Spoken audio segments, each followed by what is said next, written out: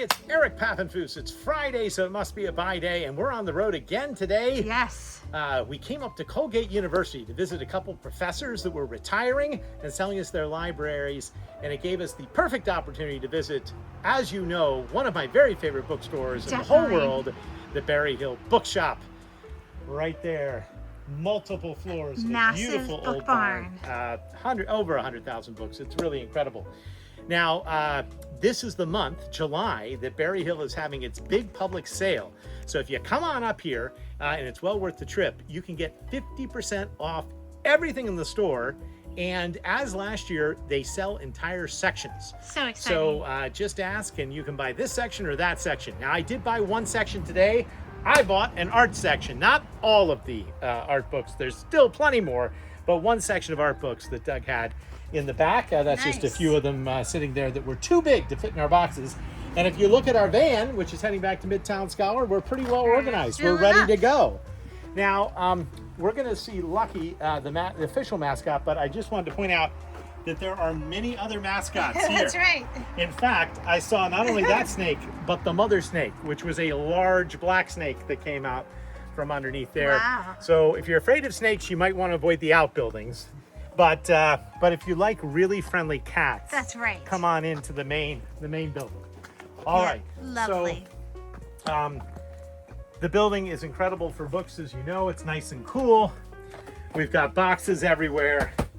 And we're going to go on in and talk to the proprietor himself, Doug, who for many, many years has been running this sale.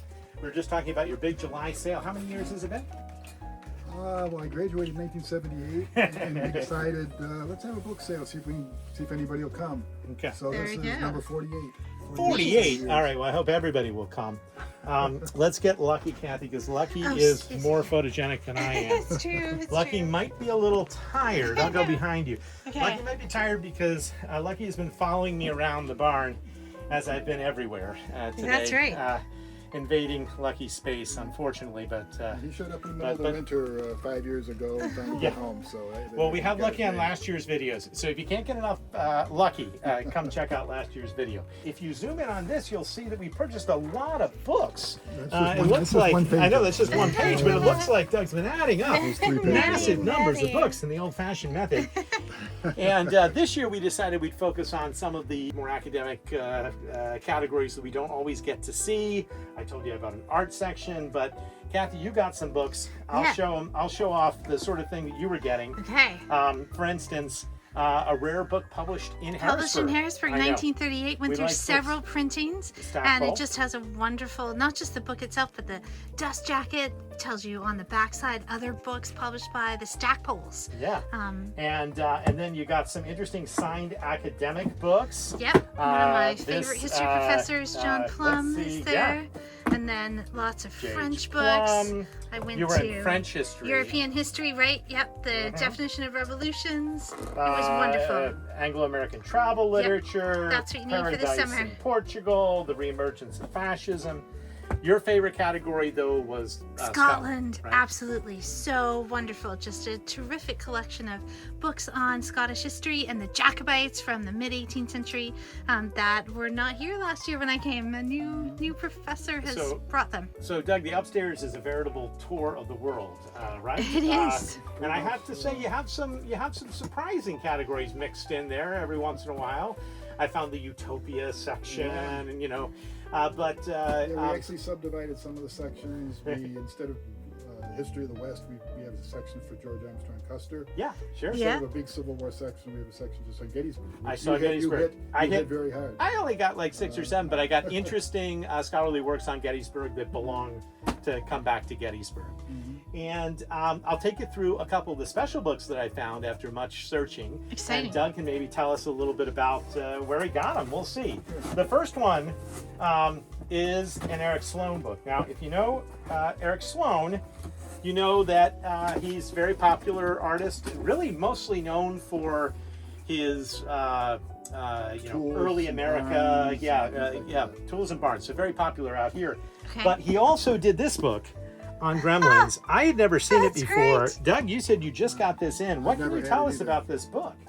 I can't. It's one of his rarest books. It's a children's book. Yeah. Charming. But it's the illustrations. If you know Sloan, they do represent his work. But it's one of those things that he did.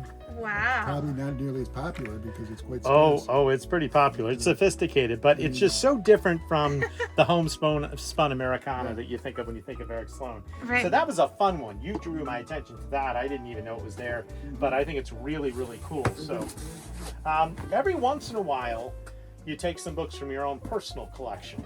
I do. And I understand that this is a book that you have had for a very long time. I bought this was one of the first books I bought when I started to collect early movie and show business things, probably 40, 50 years ago.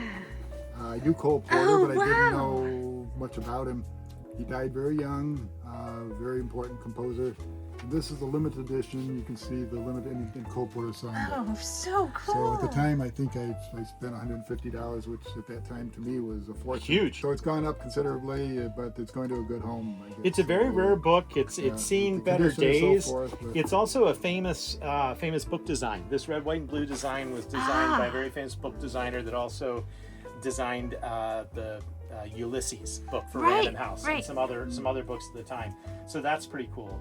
And you don't really see Cole Porter autographs that often for you know, somebody who is so famous and so popular. So this is Red Hot and Blue.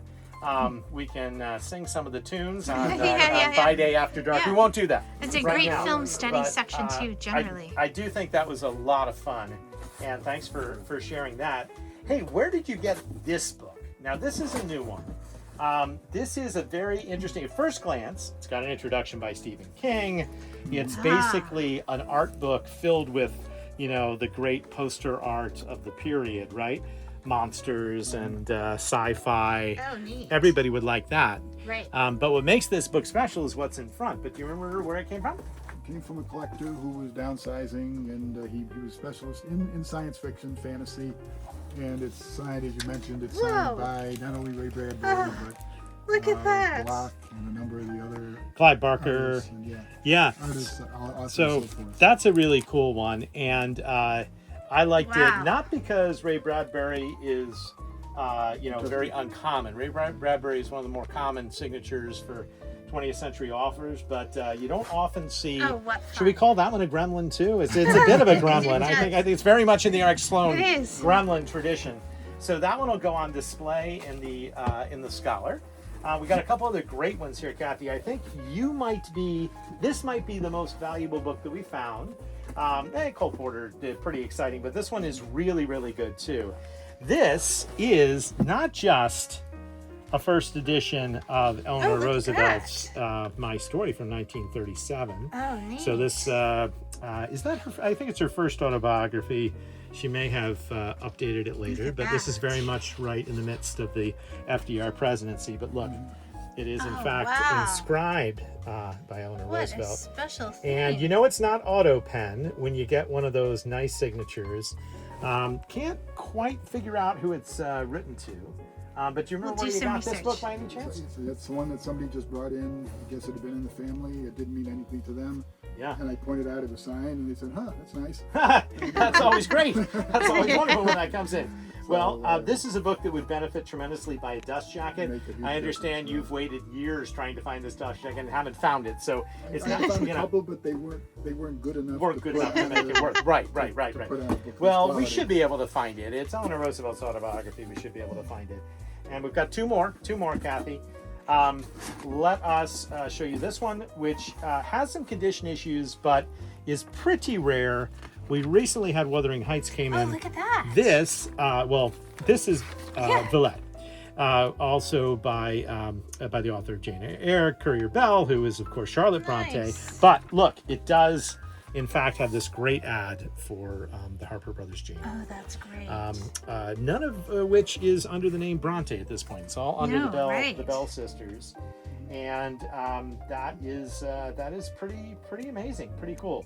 So it's a first American edition. It's not in great condition, but these are really hard to find, and the Brontes are hot right now. Everybody likes Bronte.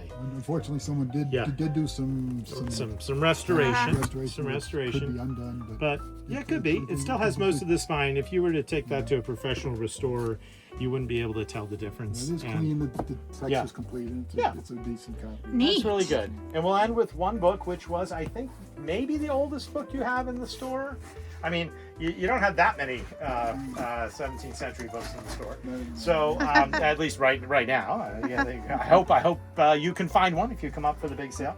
But this was just a nice early edition of Cicero. Oh, nice. And I think it's got that one of those beautiful title pages. It's the complete Cicero. It's from the Netherlands. It's really nice. And it is 1588. So a pretty interesting gem of a book to have found. Really small in print. the back. Really, imagine people trying to read that. Yes, I know, especially with without good glasses and poor lighting. Candlelight. Yes, candle lighting. So. Well, Doug, if people do come and visit, you'll be here, right? You'll be ready to assist. Sale starts the Friday after the 4th of July, runs through the end of the month. It's normal hours, and everything's half price. Yep. We So do it every exciting. year, and we hope to keep doing it. And this is airing on the day of the sale beginning. So you'll get a chance to come on up and really enjoy it. Take a little July vacation like we're having.